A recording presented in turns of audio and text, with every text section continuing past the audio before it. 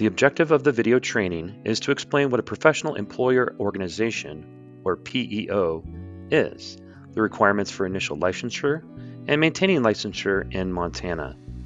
At its conclusion, participants should have a basic understanding of PEO licensing in Montana and how it intersects with unemployment insurance, workers' compensation, and other employer obligations. What is a PEO? A professional employer organization, or PEO, is a business that leases employees to other businesses. PEOs generally manage administrative responsibilities associated with having employees, including payment of wages, workers' compensation premiums, payroll-related taxes, and employee benefits from their own account, without regard to payments by the client. Thus, they become the employer of record for those purposes. The client company, the company to whom employees are leased, pays the PEO employee these various costs plus an administrative fee. The rights and authority of the PEO and the client company are specified in a contract between the parties as required in PEO statute. Montana recognizes two options for employee leasing, one of which is through a professional employer arrangement, and the other is through an employee leasing arrangement. The primary difference between the two options is whether the employees are sourced 100% by the PEO or shared between the PEO and client. PEOs are sometimes confused with temporary service contractors. The differences between the two are that temporary service contractors are solely responsible for the employer obligations mentioned earlier, and the duration is temporary in nature, up to 6 months. PEOs also provide their own employees to a client and are responsible for paying the same employer obligations. However, the arrangement is meant to be ongoing, and the PEO and client are jointly and severally liable as co-employers. PEO background. With over 200 million people being employed by establishments with fewer than 100 employees, according to the U.S. Census Bureau, PEOs are a growing industry in the United States. Although PEOs first began to appear in the market in the 1970s, according to the National Association of PEOs, or NAPEO, the PEO market has quadrupled in size since 2012, shortly after the National Association of Insurance Commissioners established guidelines for regulation and legislation on PEO arrangements in 2010. The target market appears to be small to mid-size employers with 10 to 99 employees. Montana and PEOs. The state of Montana has been licensing professional employer organizations since 1995. The number of licensed PEOs continues to grow here at an average rate of 7 to 9% year over year. Licensure is required for a PEO to operate in the state of Montana.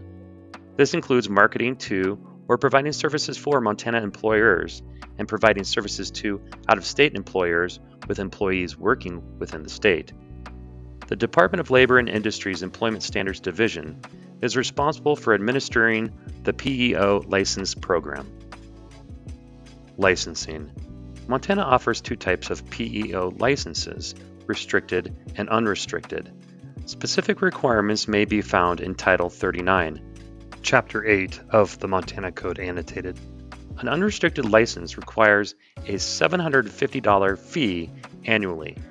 A restricted license requires a $500 fee annually. Unrestricted license.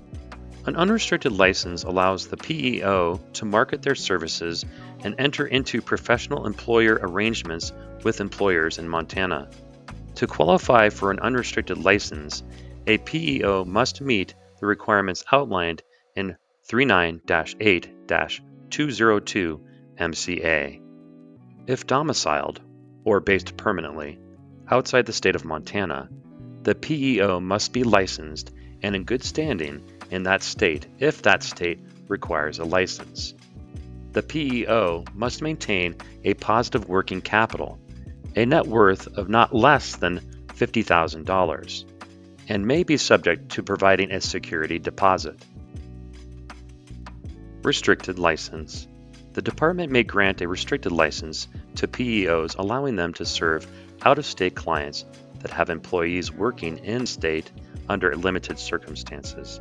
To qualify for a restricted license, the PEO is actively licensed and in good standing in their state of domicile, and that state grants a similar privilege for restricted licensing, meaning their home state's requirements are similar to Montana's.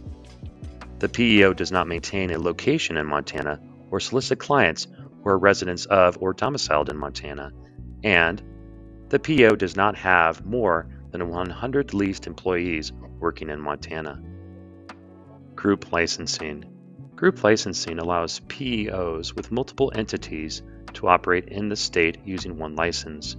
Restricted and unrestricted both allow for group licenses. The group pays one fee for up to 5 commonly owned entities to use one license. License review in general.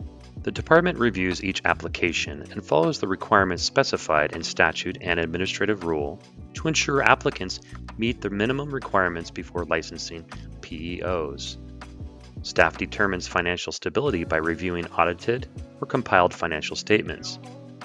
Staff verify workers' compensation coverage for the PEO and its Montana clients. Compliance with workers' compensation can be demonstrated in multiple ways, such as a PEO can have a master policy to cover all its clients. Multiple coordinated policies, MCPs, are also common. MCPs cover individual clients and list the PEO as the primary insured. Clients may carry their own policy but still have a PEO relationship. Staff also review the PEO's client service agreements and employee acknowledgments to confirm that they contain our state's required language. Licenses are sent upon approval. The certificate must be displayed in a conspicuous place in the principal place of business. A list of licensed PEOs is available on the Employment Standards Division's website. Maintenance and renewal. There are several pieces to maintain PEO licenses throughout the year. PEOs are required to submit verification on a quarterly basis by an independent CPA showing all quarterly payroll-related taxes are paid. PEOs must notify the Department of client initiations and terminations within 20 days. This information is shared with the Department's Unemployment Insurance Division to ensure PEOs and clients have registered properly. PEOs must notify the department of any changes in ownership, maintain workers' compensation, and unemployment insurance. Renewals. Licenses are renewed annually and subject to all requirements detailed in 39-8-202 MCA.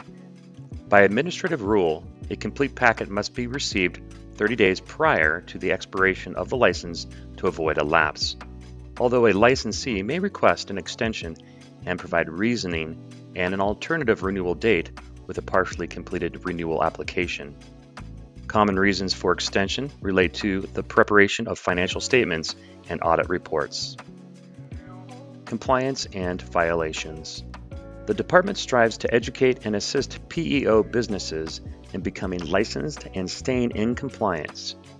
Violations and penalties are addressed in Section 39-8-301 through 303.